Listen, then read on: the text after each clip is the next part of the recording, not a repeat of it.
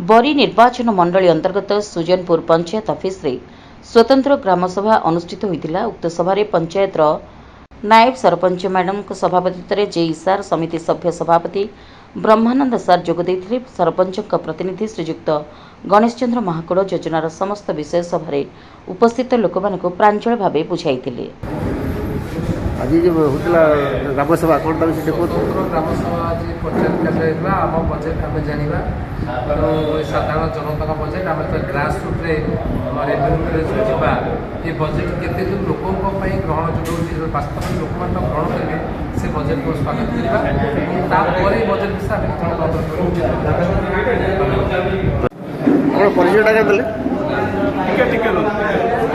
आप परिचय देले मु सुधीर कुमार महांती ग्राम पंचायत निर्वाही अधिकारी आज स्पेशल ग्रामसभा बैठक अनुष्ठित आम जाना आम बजेट विषय में लोक सचेतन पंचायत विभाग 25-26 26-27 जो बजेट था 17% हाई कर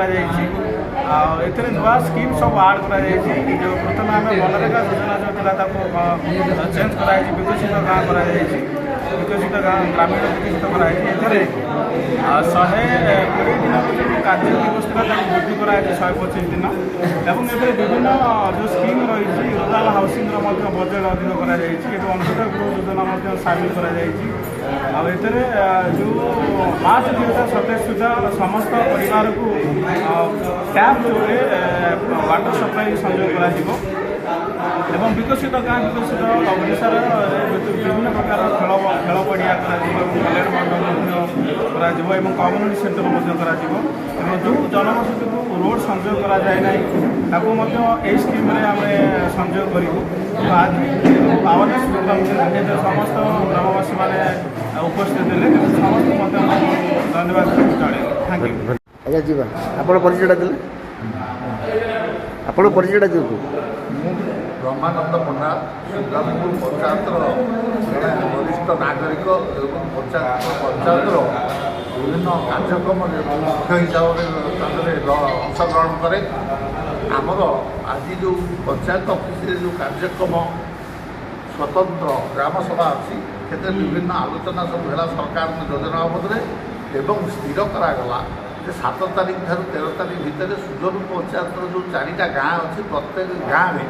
आम जाई गाँव कौन आवश्यकता सब अच्छी प्रत्येक गाँव में ग्रामसभा कर तार बजेट आणु ये कार्य सब प्रत्येक गाँव में आवश्यक आणला आम पंचायत स्तर एकत्रित कर सरकार तार बजेट आम पठेबू